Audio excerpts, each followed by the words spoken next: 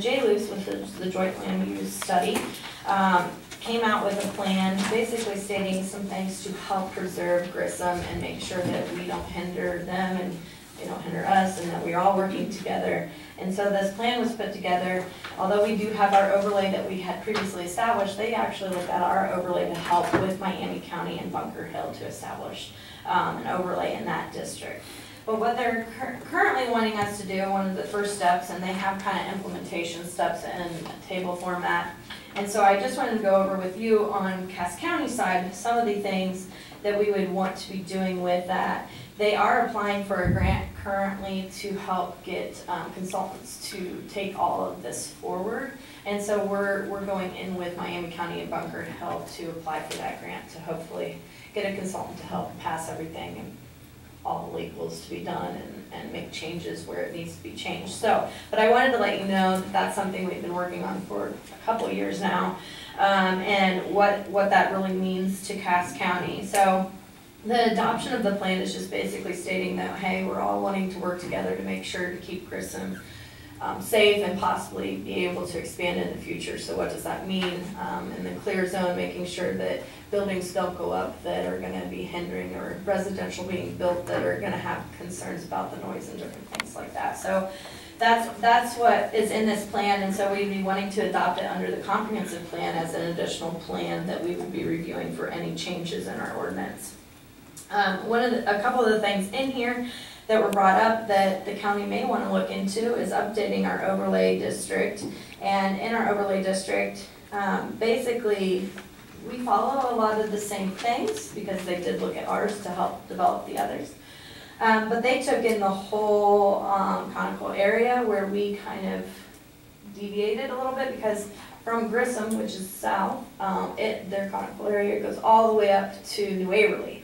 And so we felt that maybe some of those things and reviews, because how we do that is we send it to Grissom, anything that happens in those areas. So whether it's a deck being put on to a bin going in for a farmer, that's all being reviewed. But at that point, their height limit is 500 feet. And so in that area, we felt that because we have in the overlay, FAA has to review, that those type of things would be caught and any concerns would be covered at that time. After they started going into the Miami County portion and the Bunker Hill portion, they established some uses that they really wanted to see where, at least in those areas, they're not allowed. These uses would be because of concerns with Grissom. Sanitary landfills, feeding stations, sand and gravel dredging operations, stormwater retention ponds, renewable energy facilities, creating wetlands, or growing vegetation to be determined a wildlife attraction. So bird issues and different things that could cause some problems for flight. And so those are the items that we would be looking to change in our ordinance if we want to reopen that up. And like I said, right now we're working with Miami and Bunker Hill on a consultant to help do those things. Then there's also an element that they talked about, the right to farm. This wouldn't be the right to farm, but as we all know, it's basically something that's established so that you know that you're coming into an area that may have some noise or different things. So when anybody would be splitting a property or they would be building a new home, there would be a disclosure and an impact acknowledgement that basically says you're in a military area, there may be noise and different things happening. And so as long as you sign that and say you're okay with it, at least that helps them acknowledge that it's something that may happen for them in the future, and do they still want to build in that location. And then, as I stated earlier, the clear zone and possibly purchasing that in Cass County. There's actually individuals that own the clear zone, which Grissom is a little concerned about, but with our overlay, we do help make sure that nothing's going to be built in that area to hinder Grissom. But that is something that was talked about in the plan of actions. And then the new thing up and coming is the drones, and what does that mean, and if there's regulation that needs to be put in place. So again, that would be something that they're trying to apply for a grant to actually dig more into, to look into the establishment of those regulations. So any questions on the JLUS plan and possible changes in our overlay? we are going to apply for this, for an additional grant? Yes, so this grant was basically just to analyze the area and see where there's concerns. The next grant would be actually implementation, and trying to get a consultant to help implement some of the concerns and some of the changes that we're wanting to happen in the plan. Is that going to be the regional grant plan? Yes. Yeah, that's basically Makita is the one that's kind of the head person. We're just supporting their efforts. Any other questions on the Shavers? Okay. The final one is the drainage ordinance. Currently, there's not anything that we have in the county for drainage, stormwater drainage, and those elements. And at what point does that continual development or the industrial park or different things then cause issues? And so since we don't have anything, we're looking into possibly implementing the some sort of regulation on drainage where at least over 10,000 square feet, they would actually have to go through a process, get engineering drawings where how does that impact the current swales that it uses or what have you. Is there going to need to be some storage on the site?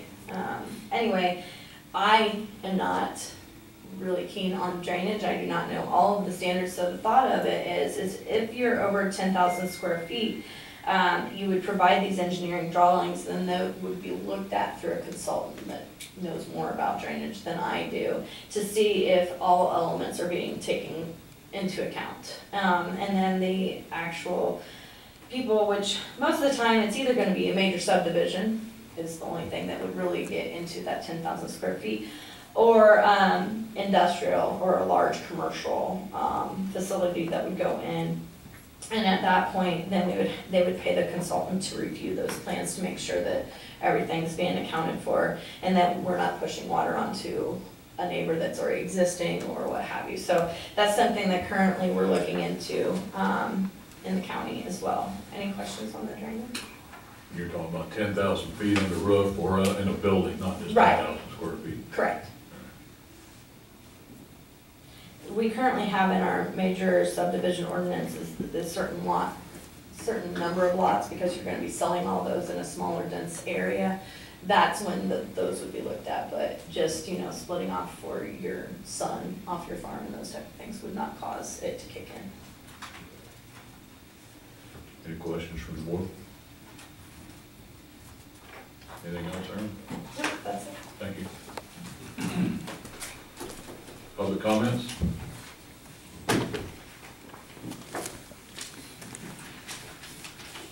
Hi, my name is Paige Woodhouse. I live at 4477 West State Road 16.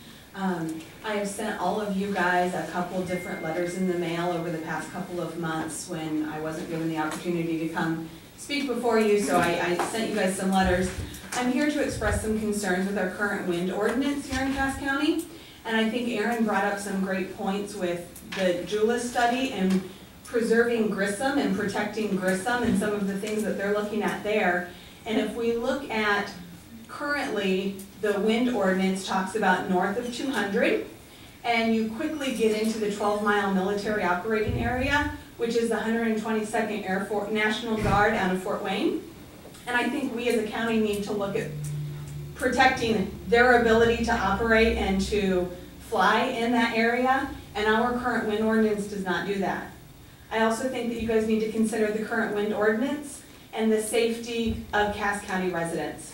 Protecting Cass County residents, protecting their property rights, protecting their property value, protecting their quality of life. And I think over the past 7 months, 10 months, a lot of surrounding counties have considered this issue. They've spent great time studying the issue, and their planning commissions have come together after long debates, long discussions, and decided that they need to change their ordinance to protect their county. And I would encourage you guys to consider that option. And I think each and every one of you on this board has the obligation to make your decision to serve the people of Cass County and look at how are we protecting our people here in Cass County. So I would ask that you guys do that. I would also ask that you review the bylaws and rules of procedures that was adopted in January of 2017. Article 3, meetings, 301, I quote the last sentence of that. However, that the commission shall meet at least once a quarter. The last time you guys met was in January, and it's now September. Thank you.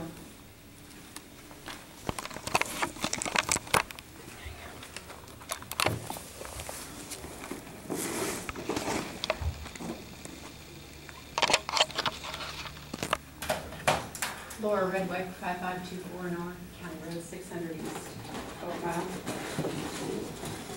I have a few things. Okay. At the last commissioners meeting, I asked for peer review, factual data for the setbacks for the wind turbines for the WECS, which is 1,000 feet from the nearest dwelling, north corner of the dwelling. 2016 annual report, because we've given a lot of information, a lot of data stating how that is unsafe and where 2640 is at least a starting point. So 2016 annual report from the Plan Commission. Wind ordinance. The purpose of changing this regulation was to mimic other ordinances in the state and to provide easy interpretation, as well as provide a simpler process and determine an area for a wind farm development. I think that tells you that there is no such data. It was a matter of making it easier, because that way it would be easy for the company just to keep going and going and going. If all the counties stayed the same, then they could keep going. Our ordinance was first adopted back in 2009, and that was from Benton County. At that time, their wind turbines were 328 feet tall. Then, in 2016, the ordinance was amended after White County. At that time, their turbines were 364 feet tall. So, if you go on to the Cass County zoning ordinance, 310 supplemental environmental regulations. I'm not going to read you the whole thing, but it says, or any feature likely to be harmful to the health, safety, prosperity, aesthetics, and general welfare of the community is what we're supposed to be going by. So one of the main concerns is changing the setbacks on the ordinance. We understand that commissioners have put the setbacks for 1,000 feet from the property line in the agreement. However, that is not changing the ordinance. We currently have a lawsuit with the county because of where the setback is stated from. So this is why it's imperative that we have to get this changed, because if that contract were to be signed, in that contract under the economic development portion, Board of Commissioners shall not vote to approve any changes to the zoning ordinance applicable to the project without prior consultation with the company. It is, as it is the objective of the parties that the zoning ordinance in effect at this time of the effective date shall apply and continue to apply to the project. So once this is signed, we're locked in. And you have to contact the company. Why would a company have any bearing on what we can do as a county? That's totally unsafe.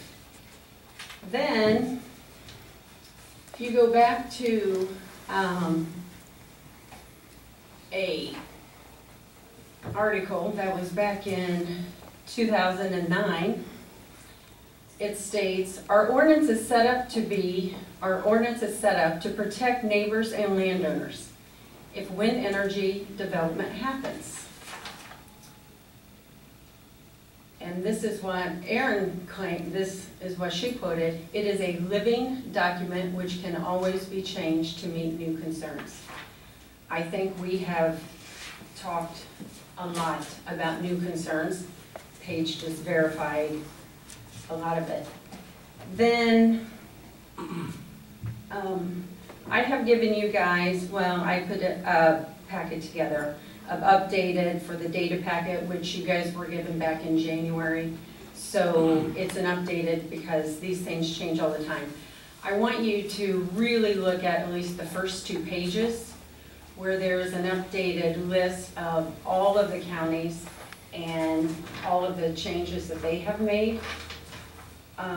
There's been many since January has happened. So the thing that RES has done is they have proposed to the FAA, they submitted that these towers are supposed to be 685 feet. You have an ordinance that is in place for 1,000 feet from the nearest corner of a dwelling, our home.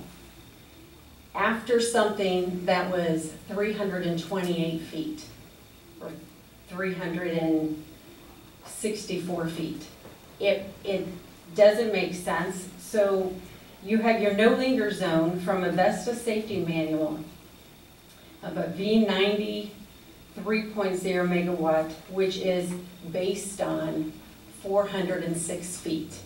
The no linger zone is 1640, where you're not supposed to be around in case of a fire because of debris and stuff like that. Again, that's based off of a 406-foot turbine. Our home isn't even far enough in that no linger zone. So that is 4.03 per foot. So if you have a 500-foot turbine, your no linger zone should be no less than 2,015. If you have a 660-foot turbine, your no linger zone should be no less than 2,659 feet. If you have a 685-foot turbine, your no linger zone should be no less than 2,760 feet. So this is a lot of consideration, and I really hope that you guys take this seriously and make the best judgment for the county. So I have got lots of info for you.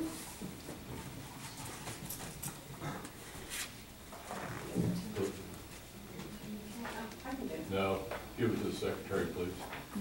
Because I don't know how many I have. I'm just gonna keep going.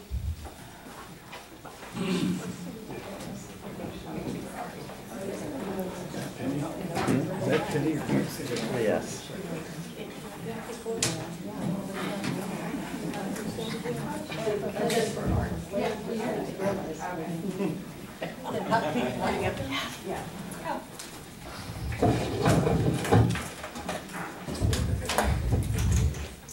Thank you.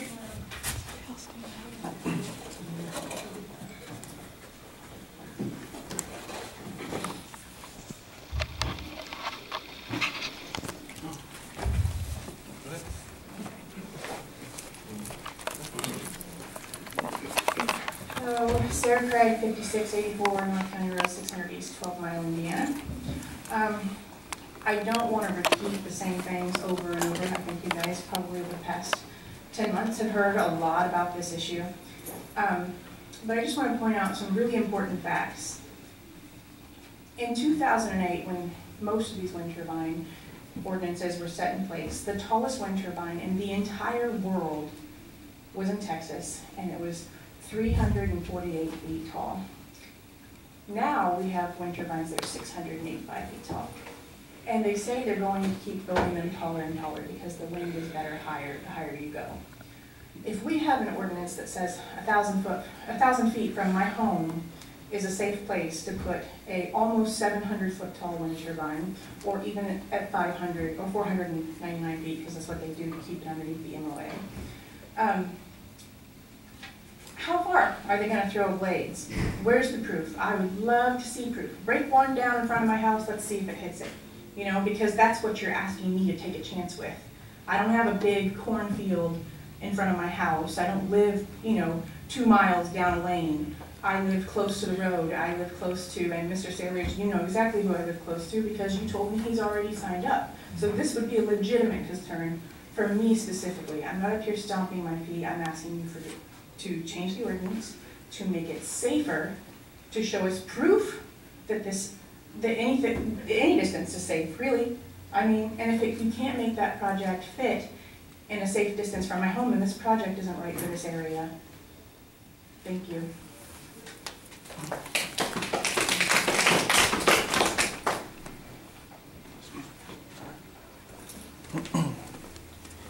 Good morning. Fine.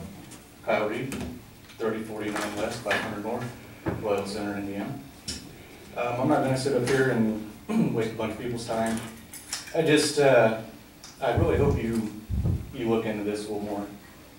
Make it safe. We're not trying to tell people what we want them to do with their land. We're not. We just want it safely done around our land. I know people personally, planning commission for other counties, talk to them. They've made some pretty good decisions helping their counties out, keeping them safe. And I just urge you guys to really please look into that a little bit harder if you already haven't. I know you got the information. And yeah, we just want it done safe. Thank you.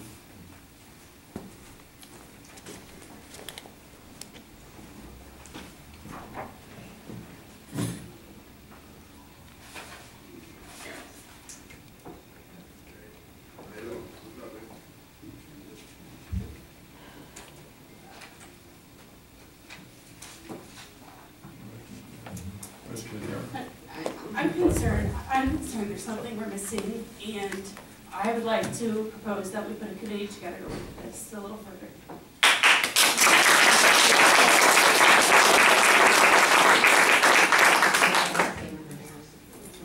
I'm Cindy Schmaltz, 6795 North, County Road 450 West, Road Center. I just want to ditto what has been said so far.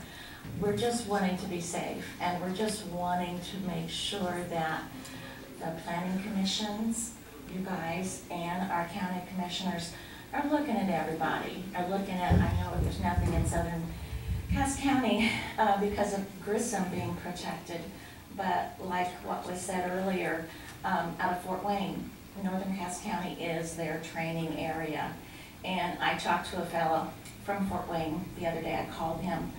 And I told him, I said, I actually enjoy the maneuvers and everything that they do in northern Cass County because it's very interesting and it's a very important part of our defense. Very important. And if this would happen to be that these things are going to be as tall as what is proposed, that would cease to happen. And I know we're talking about protecting Grissom and everything, but you're saying that on one hand, and then the other hand, it's just like, okay, the fighter, where they actually do their fighting and they actually do the maneuvers. And I told the fella, I said, I can do my mower and I can actually see the person in the cockpit. And I know it's that low. I just want us all to be protected. And also the practice of the maneuvers and everything. And because these things, if they're going to be coming in as tall as what is said, you've probably seen the diagram. You've got the little house here, and then next you've got the turbine.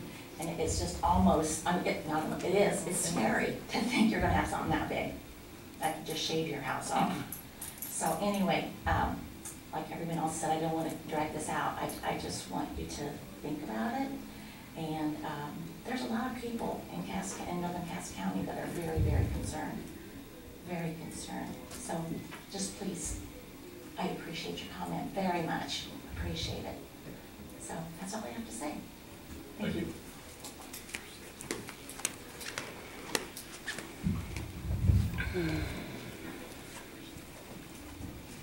I'm Margaret Hubenthal, 2851 East State, 16 Lucerne. I am Bethlehem Township trustee, and I have talked to many people in my township, and they're not for this at all. Bethlehem Township will be in the middle of this. And I just can't imagine God allowing this to happen. This is beautiful country around here. And we have the freedom to do what we feel is right. And I hope that you do see what is right with this and what is wrong with this and make it right. Just, I can't imagine living with these things for years, for children, grandchildren. We'll have to take care of them. They say they may last 20 years.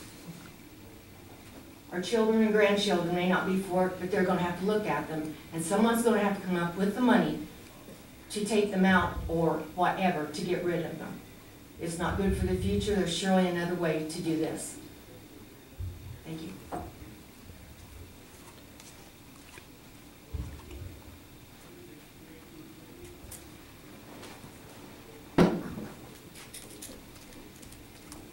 Deidre Dot, 5193 West, County Road 800 North, Royal Center. I think Krista, that's a big move. It's a big pants to wear.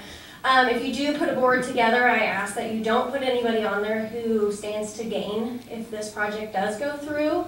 That means like you currently have a lease with the wind company, you were offered a job with the wind company, you previously worked for Community Wind Energy signing leases.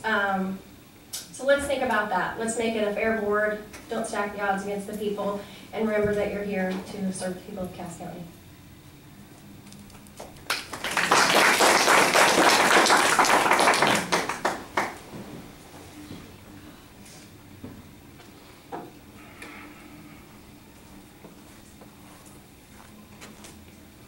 James DeWitt, 3137 West County Road, 800 North. In 1967, I went to Vietnam. I was in a recon platoon, and we were trained to kill people. We killed a lot of people. The Army wanted numbers, the politicians wanted numbers, so they could keep the taxpayer money rolling into Vietnam.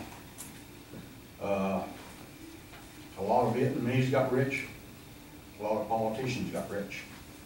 It was a scam, just like this wind turbines are a scam. It's a foreign country, they're wanting taxpayer money, and it's a scam. It's no good.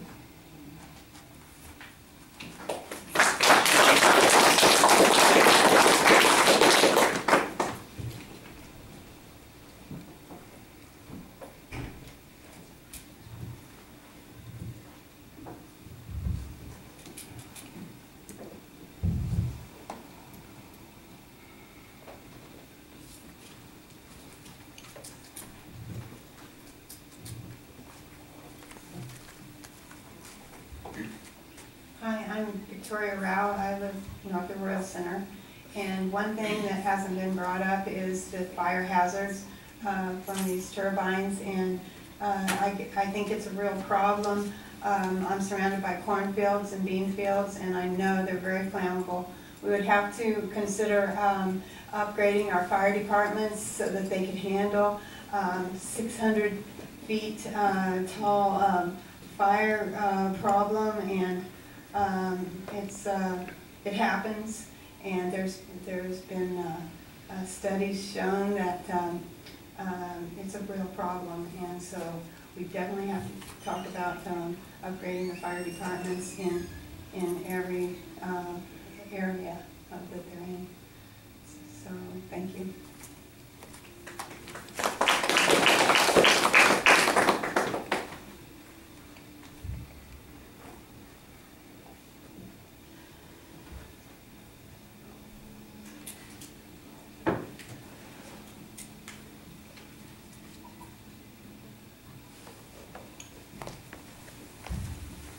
Cassandra Davenport, 4128 North County Road 50 East. I'm a nervous speaker in public.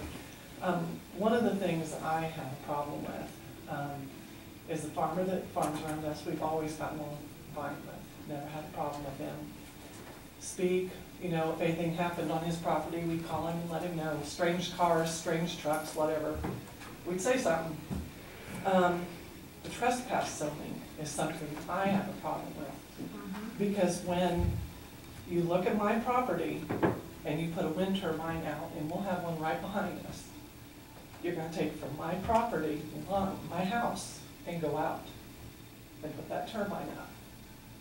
How can that be fair to us? We've always kept our property, we pay the property taxes, and I know we've sat with the res official, and he offered us money for our property. That's our property. So that's something that needs to be changed also. We need to take it from the property line out if you're gonna do anything. And it does need to be farther. That's not, I'm not gonna tell Mr. Snyder what to do. He's not gonna tell me what to do. So that's something that needs to be changed. So I'd like to look at that. That would be very important. Thank you.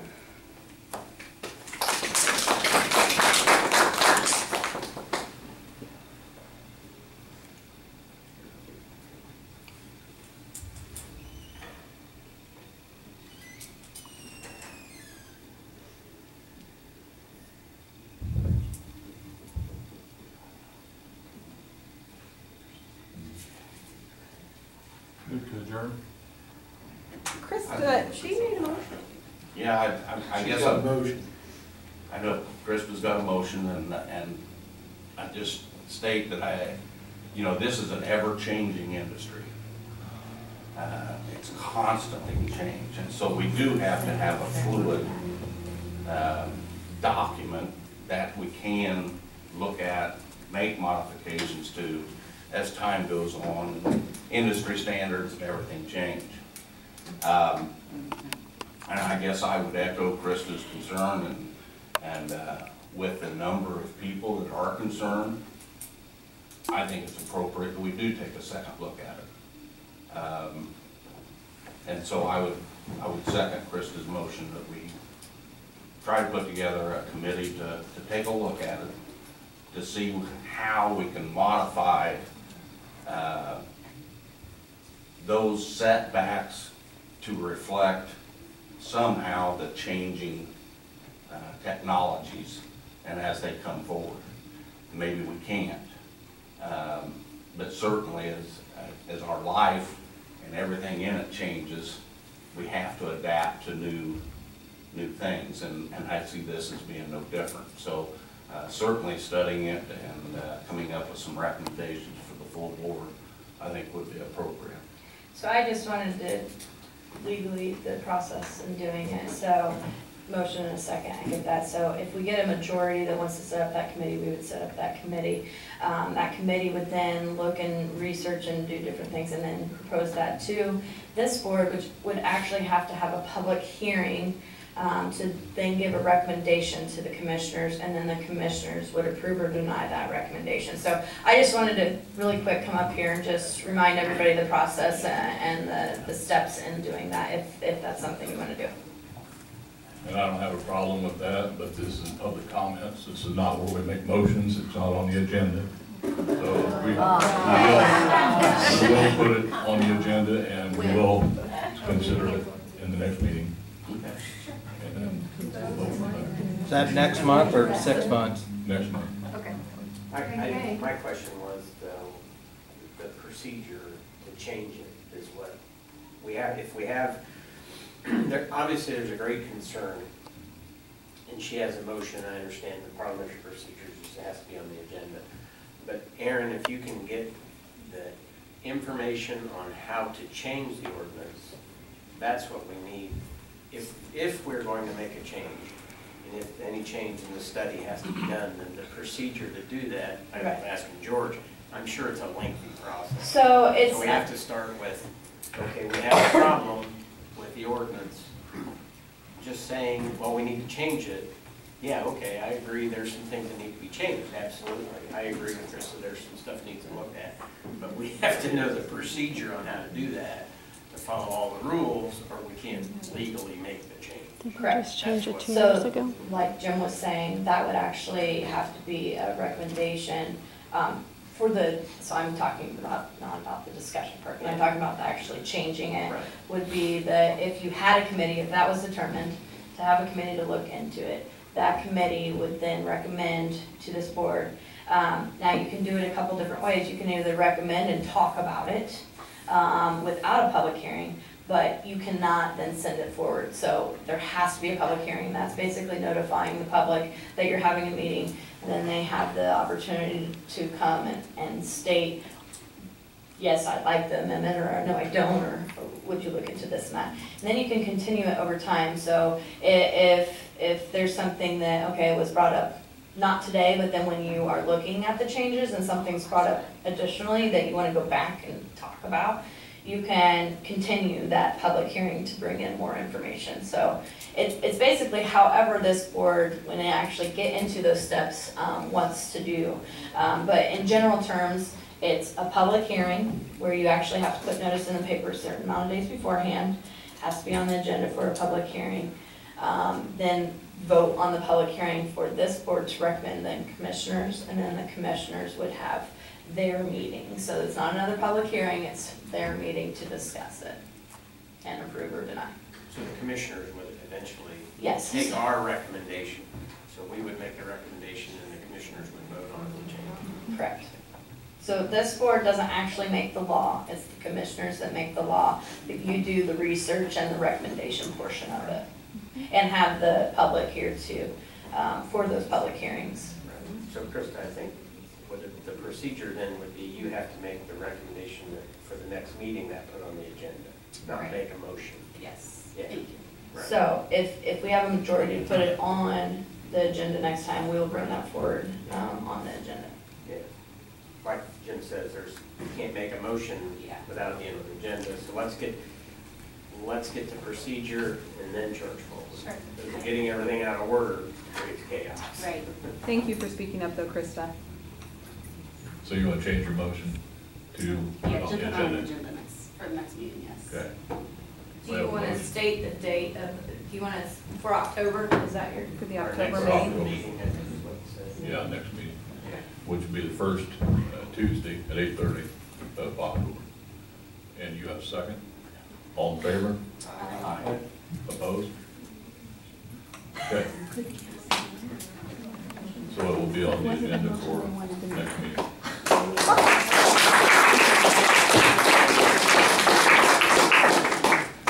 So I wanted to actually introduce our new, poor Eric's gonna have to stand up. So we have a new zoning administrator for our department, and that's Eric Servin, and he's been here about a month now. And so he's been doing really well catching up all the things that are going on in our office, as you see in our work program. So I just wanted to make sure you guys put a face with a name, and so that's all I wanted to do. Any questions? Seeing you around, thank you very much for coming to our planning department. We appreciate it. Yeah, thank you for having me. Thank you.